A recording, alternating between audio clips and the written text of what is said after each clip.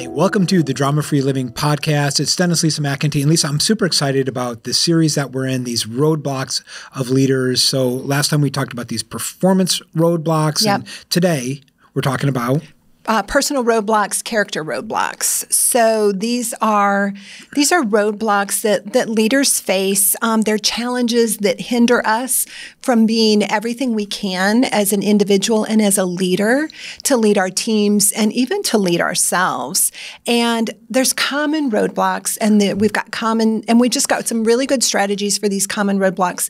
And in this podcast series, we're talking about performance roadblocks, which was last week's podcast. Yeah. This week is personal character roadblocks. Ouch. Yep. Next week will be relational roadblocks, and the week after will be emotional roadblocks. And they're all these roadblocks to being the best leader and the most effective and happiest leaders that we really can be. Yeah, Lisa, and I'm excited because we're offering the leadership scorecard. And so we're going to put a link there, but we've had some really fantastic results that we've seen from leaders self-evaluating, because then when you can see it, then you can begin to work on it. The tough thing is that if it's in your blind spot and you think you're okay, but you're really not okay, that's the worst. And so it has really helped leaders see some of these blind spots and then develop action plans and some really fascinating results. And so we're going to give you the link for that so that you can have that today. And this scorecard really, I mean, it just takes about 10 minutes. Or less. Of your time. If you're a quick start, it takes you 2. If you're like me, if you're a fact finder, you're 10. Yeah, or That's 15. Okay, though. Or 15. But these just 10 or 15 minutes, and you'll be able to kind of identify. 3 or 4 minutes. You'll be able to identify, okay, where do I fall? What of these 24 different areas, what is going to be the best bang for my buck? What can I focus on and get the most forward thrust in my leadership and my capabilities and my company? Yeah, and so very, very helpful. So Lisa, let's kind of dive in to these roadblocks today. So the first one we want to cover is perfectionism. Ouch. Yeah. It's okay. Well, and it's this kind of striving for such excellence, but almost understanding that perfection is really unattainable. Because in a sense, nothing is perfect. Now, people, what are you talking about? Well, when you say something is perfect, that means it can't be improved at all? Ever.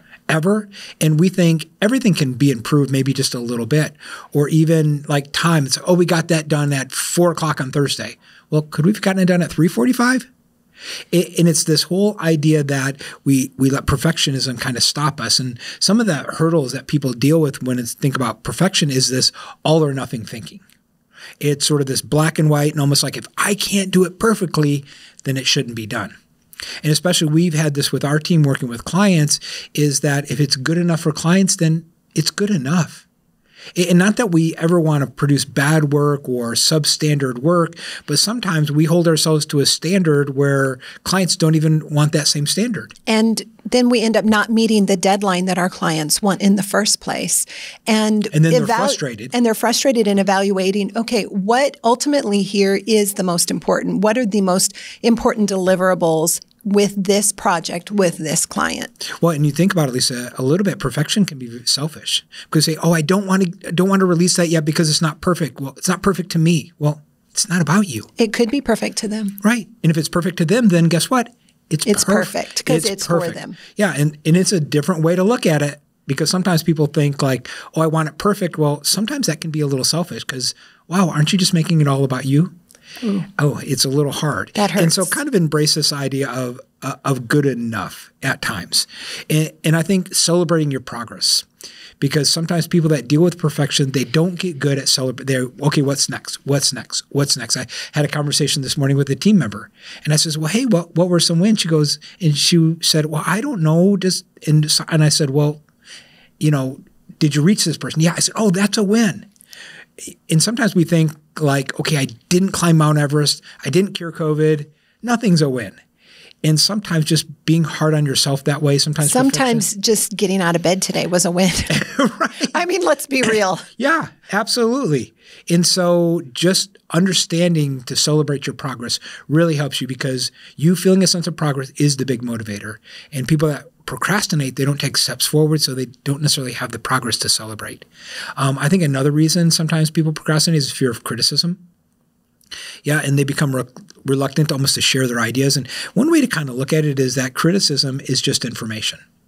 It's feedback. It's feedback. And that's all it is. That's how plants grow, is you give them food, whether it's water or minerals, different things. They need those things, the light, and it gives them food so they can grow. And that's what feedback is. It's almost like feedback is food. Hey, when you're getting feedback, you're getting nourishment. And it is just a different meaning that you put on it. So you look at just information. Now, here's typically what happens is when we tend to be perfectionists, we tend to also have procrastination. They're kind of like both. They kind of go hand in hand. And we tend to like overwork and spend all this excess energy on a task, and that even can lead to burnout. And so because it's not perfect, we don't even want to start. And so we tend to procrastinate.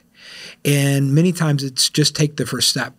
And I think something that's helped our team and we've helped other clients with is just to understand where people are gifted at and just give it to them and have them work on it. In their area of giftedness. Yeah. I forget what project this was. It was just yesterday. I said, hey, can you do this for me and just take 10 minutes and just write this out? And I said, I know it's going to be wrong. I know it's not going to be good. I understand that. I don't want it to be good. I just need you to put words on paper. And I think she sent it back to me with words on paper. And I said, okay, here's how we're going to change it.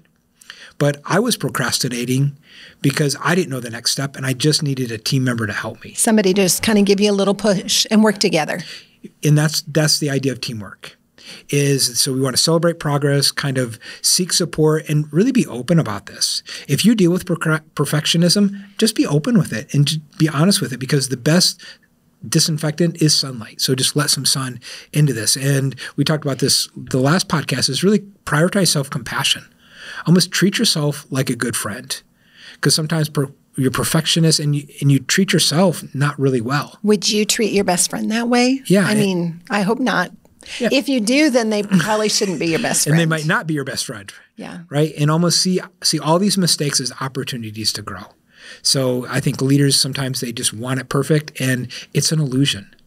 So next one, Lisa, we want to talk about is micromanagement habits. Micromanagement habits. Yeah, this is under the personal and character roadblocks, because really micromanagement habits, they all come down to it's about me. Ouch. Yeah, it's how I'm going to do it, how I want it done, not regarding your gifts, not regarding your talents. I'm glad I don't deal with this.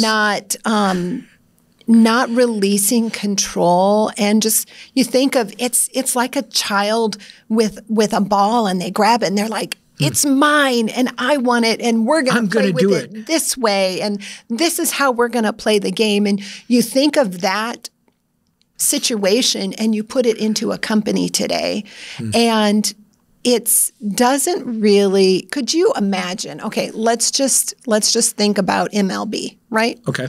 And could you imagine the catcher or the pitcher or the first baseman or any of them saying, okay, this is how we're going to do it because we're doing it all my way, and I'm going to switch things around, and I'm going to try to be the one to pitch and get the runner out on first, all in the same time. And how well is that going to go for your team?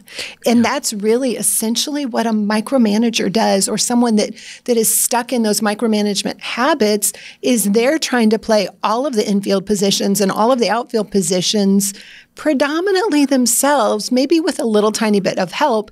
And then what happens is, they pitch and the ball gets hit and it goes out into the outfield, and they're running out to the outfield to try to catch it after they pitched. And then there's the center fielder out there, and he's like wanting to catch it. And the center field feels like, why am I even here? Why am I even here? And he sees the pitcher is coming out to try to grab it, and the pitcher can't get to it. And the center fielder, it's like, that's what we do when we micromanage. Yeah. It's like, let the center fielder play his position.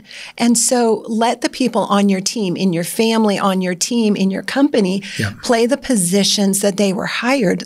Take your hands off of it. And so micromanaging is kind of a big deal. And we talked about this a lot in our recent episodes 127 through 130. And it was truly a deep dive into micromanaging. And so Yeah, and really, like, these are more emotional issues than anything, right? Because you've got to confront fear, like your control issues, and that's why we dealt with it a lot in Emotionally Intelligent. So listen, if that's a tendency that you have, we'll put a link there. You can get information more on Emotionally Intelligent. It's really a 5-week course, but the last 2 modules really deal with how do you communicate and deal with some of those trust, control type issues, and really it kind of breathes onto your team, and then your team is not engaged, but you've created it by micromanaging the whole process. Yep. So steps to how to micromanage. Now, if you really truly feel like you are the king of micromanaging, please go back and listen to those podcasts, because we break down so many different aspects of micromanaging and ways to just stop. Yeah. Ways to just stop it. Ways to release, right? Yep. And so, but if you don't really feel like this is something that it's a deal for you, then simple. Overcoming strategies for micromanaging. Trust your team's capabilities. Trust your team. Trust your team. Trust what they're capable of doing.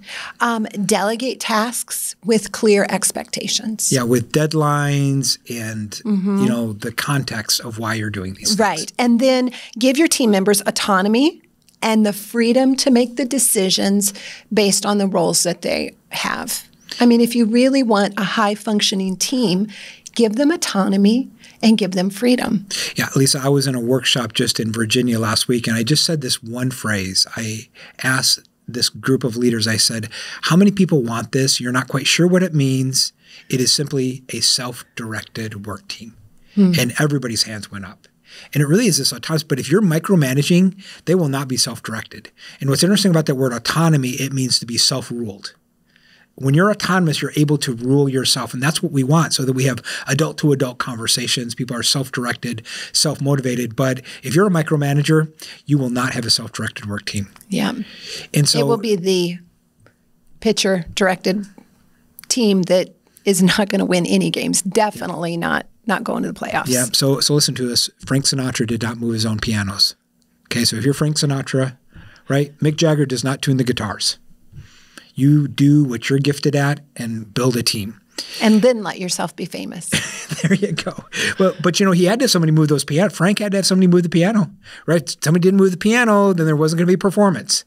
So the guy that moved the piano was just as important as Frank was. And that's a pretty big responsibility, because he cannot step into his role without that piano. Great or point. Without that guitar. Yeah. The last one we want to deal with today is imposter syndrome. Ouch. I've heard this a lot. A lot of people are dealing with imposter syndrome. Yeah. And it's this experience where you kind of have this self-doubt. It's like you actually don't believe you deserve it. Yeah. You're in this opportunity, you're in this situation, or we've even had this conversation with different team members where they were invited to this meeting and they said, well, I just don't think I don't think I deserve to be here. Or, I don't know why I'm here, or I don't think I'm supposed to be here. And they didn't feel comfortable with this. And we had to sit and explain that, listen, that's not your choice. If your leader wants you in the room, then they think you're supposed to be there.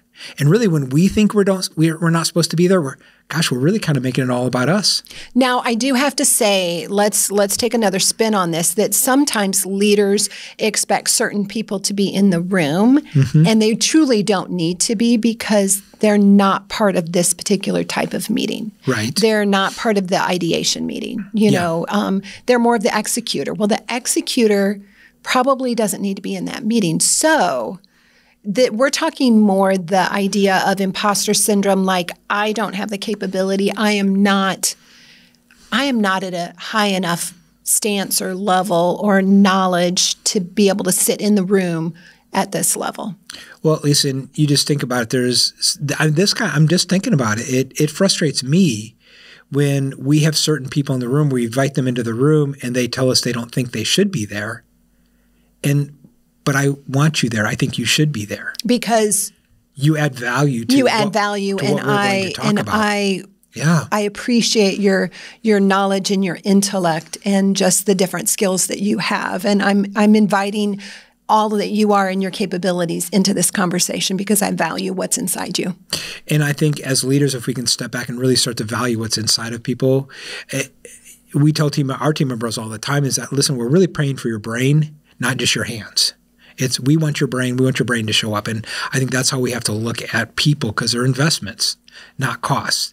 And so this whole imposter, another one is that they tend to like attribute like their success to external circumstance. Oh, I just happened to be in the right place. At least we had a client that was in the roundtable at one time, and he made it really big in crypto. Yeah.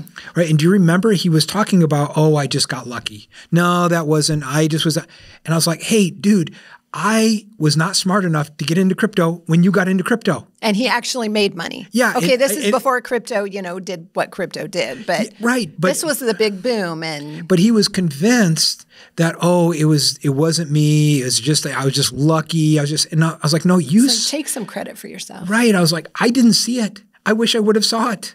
But I didn't see it, so we didn't make the same opportunity. And so sometimes, we just attribute everything to external factors. So listen, if you're at a certain place, realize there's certain things that you've done to get there, and start to believe in yourself. Yeah. Because people feel you before they hear you or see you. And if you don't see yourself as somebody great and with value, other people won't see you that way. And it really diminishes people's leadership. So I think what to do, it's real important to create a list of your positive attributes. I know what you have to give, what you present, what comes with you when you enter in the room. Yeah, and one thing that we ask leaders, or sometimes when we're coaching, is like, hey, what's great about you? What's your unique ability? What's amazing about you? And people, they look at you stunned. But if I say, hey, what are all your failures? Hey, what are the things that you don't do well? We talk for a couple hours. Because we're so good at looking in the mirror and just beating ourselves up about it. But to step back and go, hey, these are the things that I do well. And almost like, hey, this happens because of me. Right? At least there's certain things that happen because of you. When you step into the room, other people feel encouraged. Other people feel included. You're a very inclusive leader. So when you step into the room, it just automatically happens. And when I know that that's what happens when I step into the room, then I can step into that with more confidence, with more humility, and with eyes open for the opportunities for my giftings to be utilized. Yeah. At least I'll never forget, this was a long time ago, and you probably remember this story, is that we went to this party, and we were in our young 20s. And I remember walking into this house, and it was on Sarasota Bay. And so you saw the bay on one side, and you saw the Tampa Bay? No, Sarasota Bay. So, okay. Right. So you saw the Gulf on one side and the bay on the other side. Right. And it was right there, like on the peninsula. And I remember walking to this house, and it was so gigantic and so lavish and so nice. It was amazing. Right. And I remember walking into it, and immediately I felt uncomfortable. And I thought, okay, Dennis, you don't belong here. Dennis, this is too good. This is too nice. You don't even deserve to be at this party.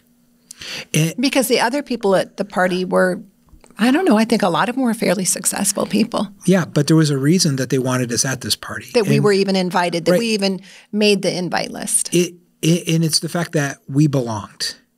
And I think this whole idea of belonging is huge. And so we just want to encourage you, listen, if you deal with imposter syndrome, listen, you belong. Okay, you belong, you're accepted, you're not rejected. You have gifts. You have gifts, you have valued. value, you have talent. So just step into it.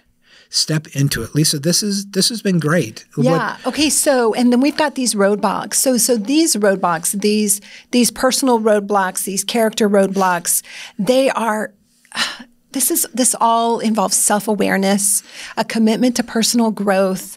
We want to seek support from mentors and coaches and therapists, because being the best person, the best leader we can be always involves getting past those roadblocks and those things that are stopping us, and embracing the challenges and embracing them as opportunities to be the best person that I can be for growth and for improvement. And our leadership scorecard is a really super easy way to take 10 minutes and be like, oh yeah, this is my opportunity for growth. This is an opportunity for me to be the better me. Yeah. And listen, if you're interested in executive coaching, we have some amazing executive coaches on the leadership development team that they take this scorecard and they actually use it in their coaching. So take the scorecard and you look at it and you go, hey, these are some blind spots. I really need some help with it.